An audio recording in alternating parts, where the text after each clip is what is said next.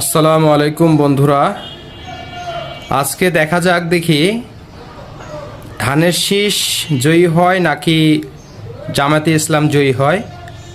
তো আপনারা কমেন্টে জানাবেন কে কাকে ভোট দিচ্ছেন, আর লাভ রিয়েক্ট দিয়ে বুঝাবেন যে ধানের শীষে ভোট দিবেন বা ধানের শীষের পক্ষে যারা থাকবেন তারা লাভ রিয়েক্ট দিবেন, এবং যারা জামায়াতে ইসলামের পক্ষে থাকবেন তারা লাইক দিবেন শুধু।